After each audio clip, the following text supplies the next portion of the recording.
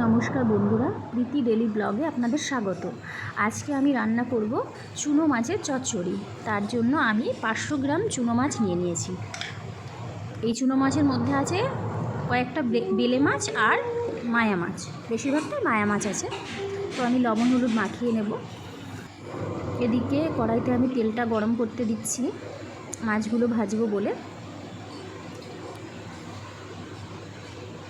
তো আমি এবার মাছগুলোতে লবণ হলুদটা ভালো করে মাখিয়ে নেব, হাত দিয়ে মাখিয়ে নেব।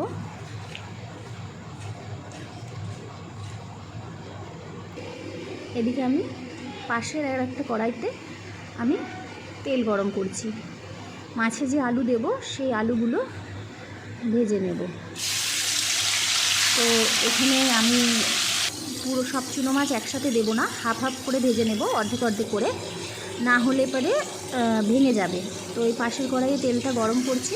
তো এখানে আমি মাছে দেওয়ার জন্য যে আলু রেখেছি সেই আলুগুলো আমি ভেজে নেব লাল লাল করে। তাতে কি হবে, আমার দুটো কড়াই রান্না করলে রান্নাটা অনেকটা তাড়াতাড়ি হবে। সেই জন্যে আপনারা চাইলে একটা কড়াইতেই করতে পারেন। মাছ আলুতে একটু লবণ হলুদ দিয়ে নেব, দিয়ে লাল লাল করে ভেজে নেব।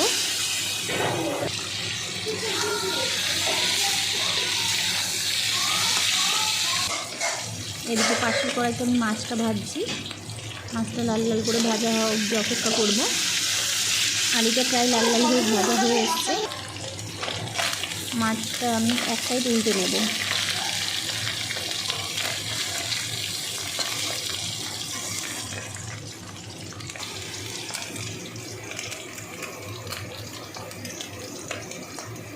মাছটা প্রায় ভাজা হয়ে এসছে, আর একটু ভাজবো, আর একটু ভাজা অবধি আমরা অপেক্ষা করব।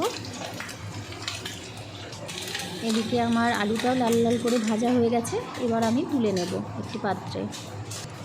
তো আলুগুলো আমি তুলে নিয়েছি। এদিকে মাছটাও প্রায় আমার ভাজা হয়ে গেছে লাল লাল করে। এবার আমি বাকি মাছগুলো আবার দিয়ে দিলাম কড়াইতে, সেটা ভাজা হোক। তো এদিকে আমি মাছ আলু দুটোই ভেজে একটা পাত্রে তুলে নিয়েছি। তো আমি এর মধ্যে পেঁয়াজ দিয়ে চচ্চড়ি করব, যার জন্য আমি পেঁয়াজটা একটু মোটা মোটা করে কেটেছি।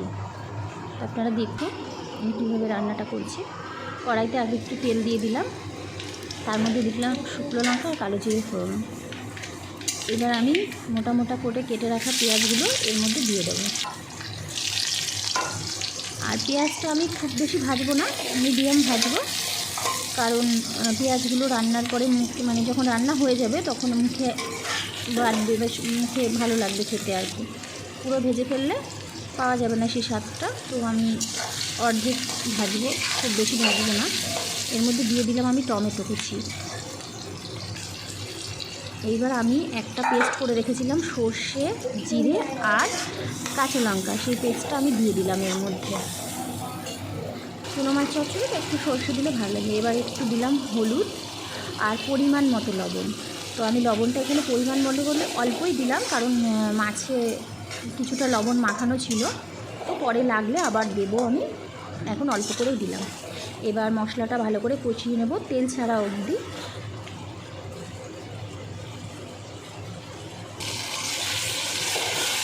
মশলাটা প্রায় আমার ভালোভাবে কষিয়ে নেওয়া হয়েছে। এবার এর মধ্যে দিয়ে দেবো আমি ভেজে রাখা আলু দিয়ে এবার আমি একটু কষিয়ে নেব। খুব সুন্দর লাগে চুনো মাছের চচ্চড়ি, অনেকেই অনেক রকমভাবে খেয়েছে। তো আপনারা এইভাবে ট্রাই করে দেখুন, খুব ভালো লাগবে। আর যদি ভালো লাগে আমাকে জানাতে ভুলবেন না কমেন্ট বক্সে। তো আমি একটু অল্প পরিমাণে জল দেবো, যেহেতু এটা চচ্চড়ি টাইপের হবে, তো একটু গামাখা হবে। তো এর মধ্যে জল দিয়ে দিলাম আমি, দিয়ে এবার একটু ঢাকা দিয়ে দেবো। একটু ফুটে উঠলে এবার ঢাকাটা খুলে নেব, নিয়ে আর একটু নাড়িয়ে চাড়িয়ে এর মধ্যে আমি ভেজে রাখা চুনো মাছগুলো দিয়ে দেব। দিয়ে আবার একটু ভালো করে নাড়িয়ে নেব।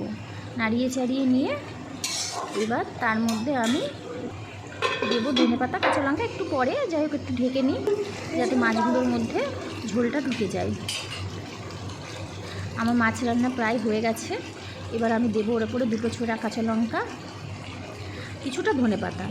তো ধনেপাতা আপনাদের যদি পছন্দ থাকে আপনারা দেবেন, যদি না পছন্দ থাকে দেবেন না। আমাদের বাড়িতে সবাই মোটামুটি পছন্দ করে, তাই আমি দিলাম এই রান্নাটাতে। যাই হোক, আমার চুনো মাছ রান্না হয়ে গেছে। এবার আমি একটি পাত্রে নামিয়ে নেব।